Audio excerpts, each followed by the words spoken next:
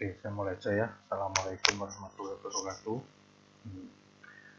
Pelajaran algoritma kali ini saya akan menjelaskan tentang sequential search, artinya pencarian data secara penurutan.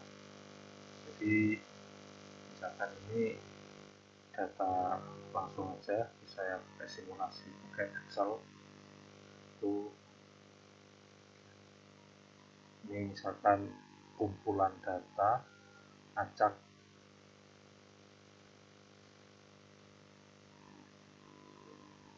Nah, misalkan ini data yang acak tadi. Nah, sekarang dicari.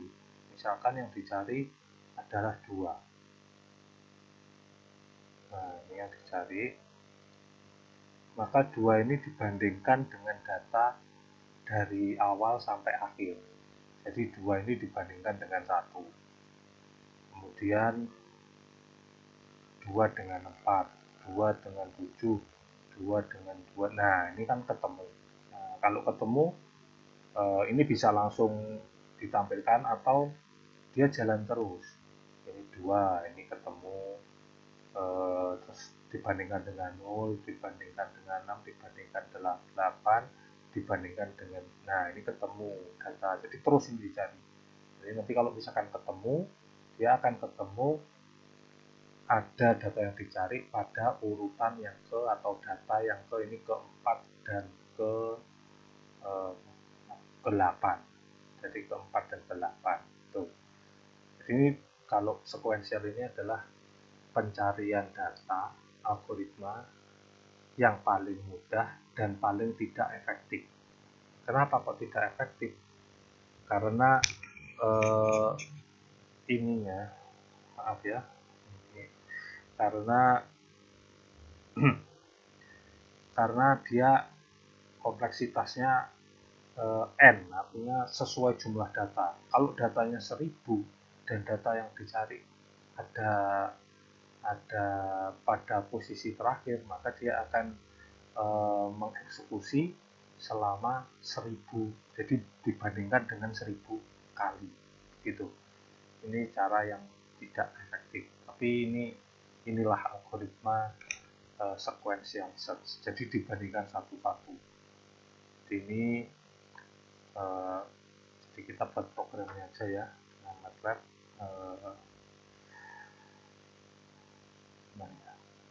Nah ini nanti rencananya begini kalau buat program.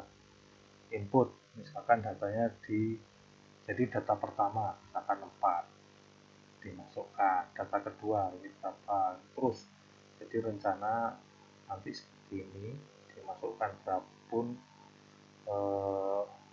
bisa ya, dan 9. Nah ini kan 6 adalah data ke-7. Ini kalau di input maka 6 tadi masuk ke dalam data urutan ke-7. Sedangkan data urutan ke-8 ini belum ada.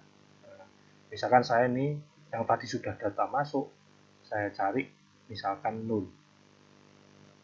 Nah, kalau dicari data tidak ada karena saya memang tidak memasukkan 0. Gitu ya.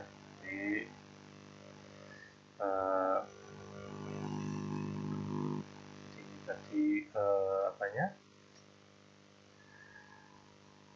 Bentuknya saya coba lagi. Tadi kan yang data tidak ada. Sekarang coba kita mencari data yang ada. Misalkan ini dimasukkan ngawur juga.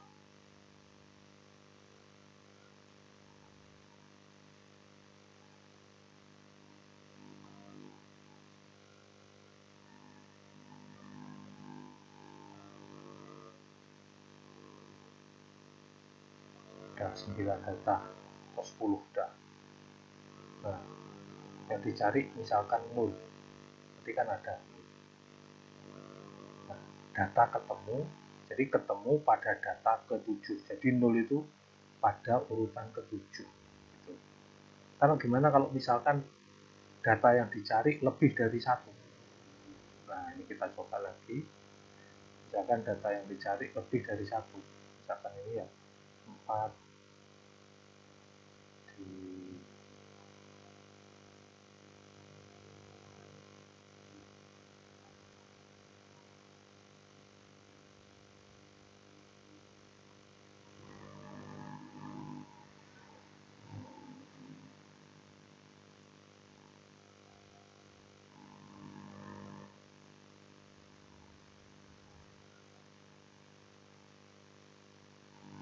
lima belas. Nah, misalkan data yang dicari 9. Nah, nanti ketemu data ada ketemu pada data ke 4, 9, 12, 15. Jadi 9 itu pada data ke-4, data ke-9, data ke-12, dan data ke-15. Itu yang program yang akan kita buat. Oke, sekarang kita langsung ke MATLAB ke GUI-nya ya.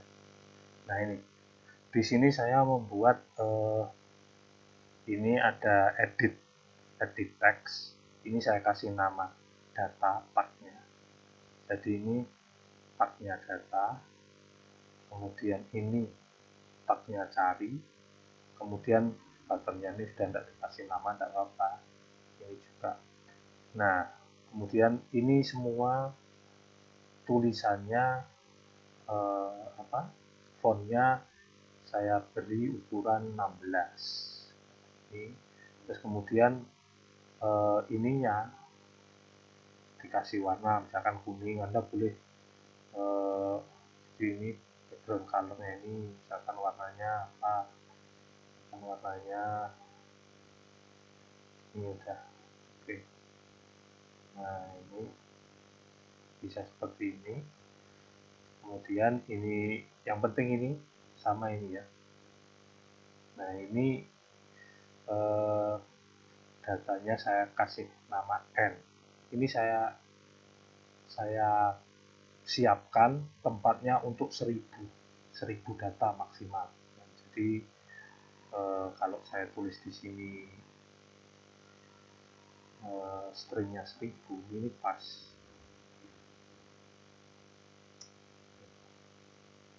Itu kan pas, ini pas 1000. Nah, tapi untuk nilai awal datanya yang pertama dulu.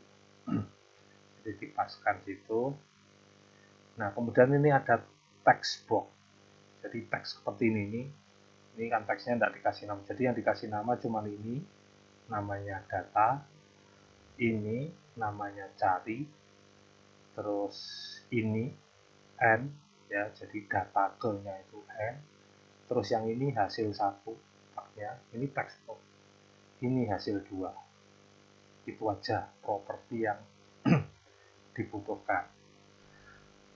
Nah, kemudian ini kan tadi pinginnya kalau dimasukkan data itu terus di input itu akan datanya masuk ke data 1, kemudian ininya hilang tulisannya untuk masukkan lagi, kan gitu inginnya tadi seperti itu. Jadi ini isinya saya callback. Nah, ini seperti ini biarannya saya buat.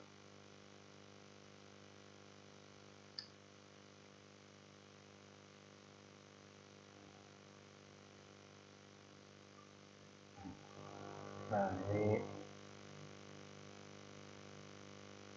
oke, jadi ini ya.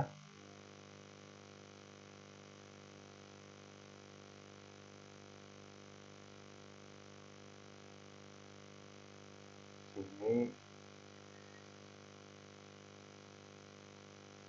Nah, ini pertama ini global. Global ini apa sih? Global ini adalah untuk variabel global. Jadi asumsinya begini. Ada suatu kota namanya global. Nah, di dalam global itu ini berpikirnya begitu. Banyak variabel. Ini saya kasih nama variabelnya ada. Jadi kalau misalkan lebih dari satu, misalkan dat, koma, i, koma, a, koma, x itu berarti di dalam kotak global itu ada banyak variabel. Apa gunanya global? Global itu gunanya agar variabel ini bisa digunakan di banyak elemen, artinya banyak function. Jadi nah ini kan ada input, ada cari. Nah, kalau pakai global, misalkan global tadi global dat. Dat itu bisa digunakan di tombol input, bisa digunakan di tombol cari.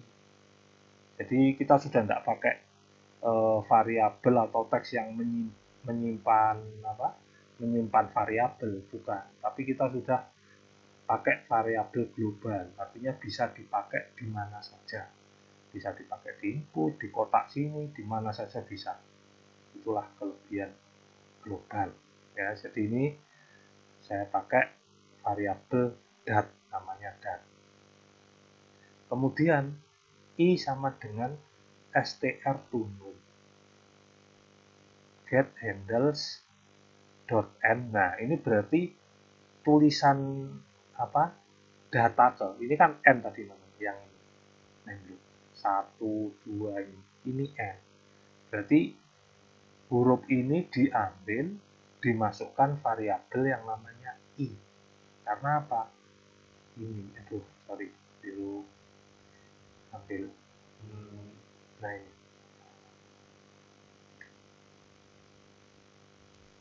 Apa ya?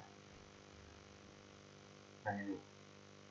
Jadi ini get ya. I sama dengan string to number get handles. Berarti mengambil isi dari variabel n, itu i. Kemudian dat i itu artinya kan kalau i1 ya dat 1, dat 2, dat 3 gitu kan. Itu. Jadi dat i ini dat i sama dengan ini. Nah, ini ya get handles ini. Jadi dat 1 itu mengambil data. Data itu adalah tadi isinya. Data itu yang ini. Jadi data itu yang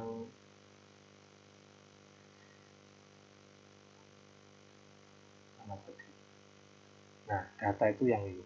Kuning. Warna kuning ini adalah data namanya. Jadi ini ngambil jadi dat itu ngambil angka yang ada dalam data. Kemudian set handles n, berarti n-nya tadi diisi dengan num to str, ini merubah numerik jadi string i plus 1. Jadi kalau i-nya sebelumnya, i-nya kan ngambil yang ada di dalam n. Berarti ini sama saja n ditambah 1. Misalkan n-nya 7. Itu berarti ditampilkan berubah jadi 8. Itu nambah satu-satu terus ya. Itu ini ya. I plus 1-nya adalah nambah n-nya tadi. Jadi yang di input diganti adalah text block dengan nama n, tag-nya n.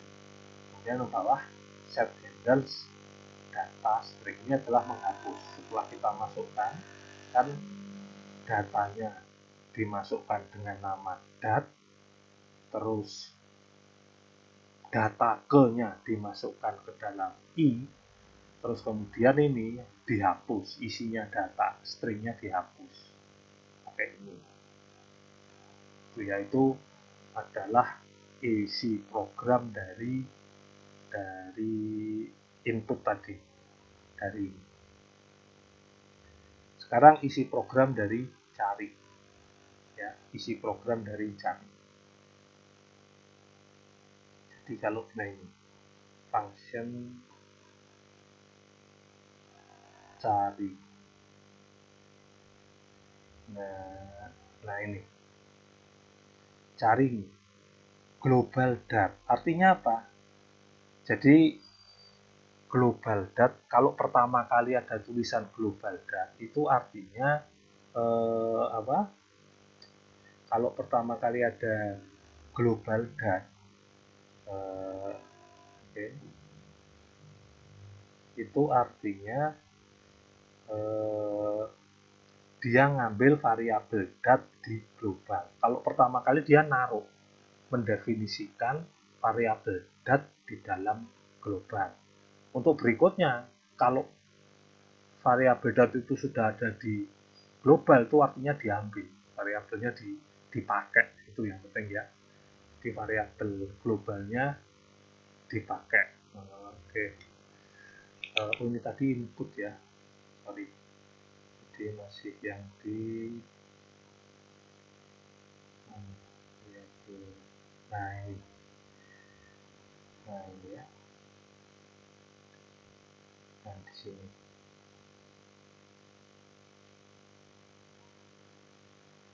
Oke, ini ya, ini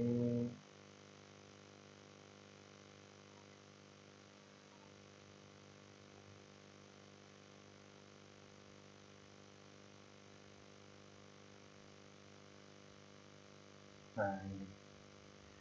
Jadi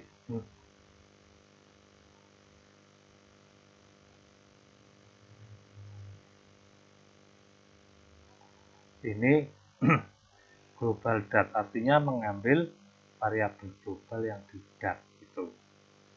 Kemudian, nah ini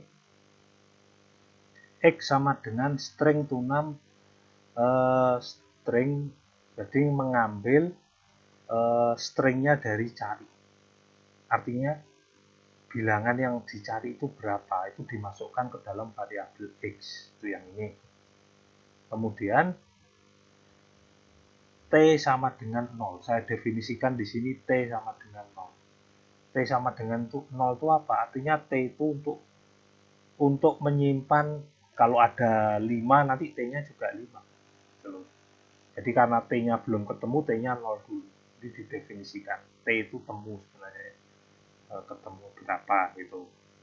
Nah di sini for I sama dengan 1 sampai string to num get handles n. Nah, string artinya gini. Tadi yang mesti ya, yang nilai n terakhir itu enggak. Misalkan tadi di sini. Nah, nilai n terakhir itu kan mesti ini kosong. Artinya misalkan ini jumlah datanya ke 10. Berarti data 10 itu enggak ada. Datanya cuma sampai 9. Kalau misalkan ini 11, berarti datanya sampai 10. Karena ininya kosong, nggak diinput. Kalau diinput, berarti data itu masuk. Kalau belum diinput, nah ini kan nggak diinput, kita sudah masuk ke cari. Artinya data ke ini itu sebenarnya datanya, ini kan N tadi namanya. Dan jumlah datanya sebenarnya N-1. Tuh. Makanya di sini tadi didefinisikan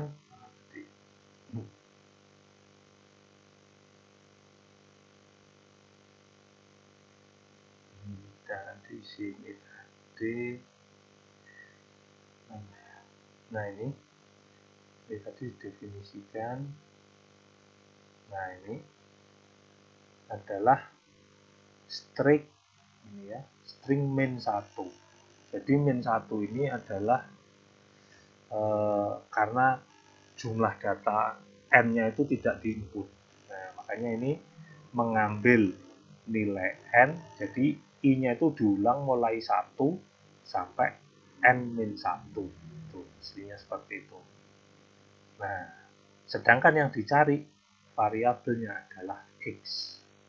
Maka di sini jika x sama dengan dat i, jadi kalau ketemu benar ya, misalkan x-nya itu yang dicari sama dengan dat i, i-nya enggak tahu 5 atau 7 atau berapa, itu maka di sini t sama dengan t plus 1, artinya t-nya tambah dari 0 ketemu jadi 1. Terus temu t berarti temu 1 sama dengan i. I itu data keberapa? Misalkan i-nya 4. Jadi data yang ketemu itu pada posisi data keempat. Maka T T-nya pertama kan 0, berarti ini T-nya 1. Jadi di sini pertama T-nya 1. Nah, kemudian dat ya, dat I, jadi di sini jika X sama dengan dat 4, maka T-nya 1. Terus temu 1 sama dengan 4. Tuh, nanti dia terus melanjutkan. For ini jalan terus sampai datanya yang dimasukkan diseleksi semua. Jadi kalau nanti ketemu lagi, T-nya nambah. Nah, terus T-nya nambah sama dengan itu posisi datanya. Tuh. Ini untuk N. N-nya untuk N-nya X ya. X-nya ada enggak itu. Nah, kemudian ini sudah selesai. Ini hanya deteksi. Ini for ini hanya deteksi semua ketemu enggak, itu aja. Ini jadi semua kalau ketemu 5 ya semua dimasukkan, posisi data ke-nya dimasukkan variabel temu. Nah, X-nya ini deteksi dat ini, hanya ini aja. Ini untuk jadi looping for. Ini looping for untuk mencari datanya. Jadi yang ini. Jadi ini adalah looping for untuk mencari data. Ini inti dari sequential set-nya di sini. Nah, kemudian di sini setelah selesai mencari, ini ditanya jika T lebih besar dari 0. Artinya apa? T lebih besar dari 0. T lebih besar dari 0 berarti datanya ada kan? Jadi kan awalnya T 0. Kalau misalkan ketemu T-nya sama dengan T plus 1, T-nya nambah. Nah, berarti kalau T-nya ada, maka hasil 1 tadi yang di atas. Jadi hasil 1 itu yang ini. Yang ini.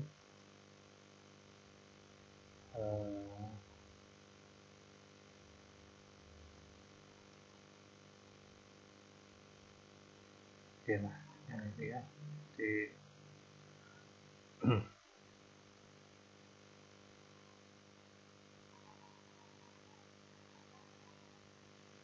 Nah, jadi T1 itu hasil 1 itu yang di atas tulisan tadi. Ini set handles hasil 1, ini hasil 1. String nanti ketemu pada data ke. Jadi kalau yang hasil 1 kan mesti ada ininya. Ketemu pada data ke. Ini kalau memang ada datanya memang ketemu. Nah, kemudian looping yang ini untuk mencari ada di posisi data keberapa saja. Kalau misalkan lebih dari 1, kalau misalkan 1 ya tetap boleh sini. Jadi saya definisikan di sini pertama ketemu sama dengan get handles hasil 2 string. Jadi hasil 2 itu yang di bawahnya tadi. Kalau hasil 2-nya kosong berarti tidak ada apa-apanya. Jadi ketemu itu tidak ada isinya. String itu kan kosong pertama kali ya. Kemudian di sini set handle hasil 2 string. Nah, ini ketemu itu adalah push ketemu itu adalah nilai hasil 2 sebelumnya, koma, itu digabung ya, di concat, digabung dengan, nah ini, num to str temu i. Temu itu posisi i-nya ke berapa, itu yang ini. Temu i, posisi berapa. Nah, itu adalah untuk mencari nilai posisi ketemunya pada posisi berapa saja. Itu adanya. Nah, oke, itu tadi kalau ketemu ya. Else jika tidak. Jadi kalau tidak ada, artinya apa? Kalau T-nya tetap 0, berarti kan tidak ada. Ini tadi F-nya kan T-nya lebih besar 0. Jika tidak, berarti kalau T-nya 0. Itu set handles hasil satu string data tidak ada. Jadi kalau T-nya masih 0, maka datanya ini tidak ada. Oke. Oke, saya pikir itu tadi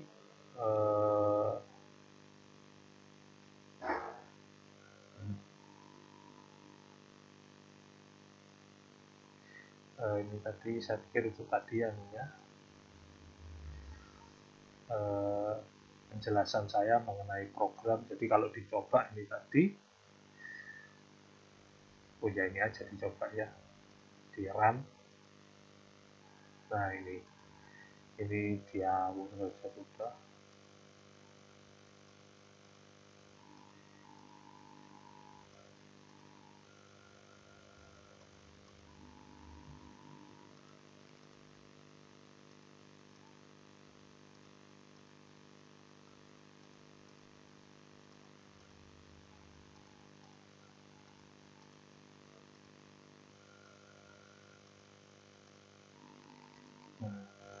Data yang dicari misalkan 8 terus dicari, nah, ketemu pada data 3, 6, 10, 14.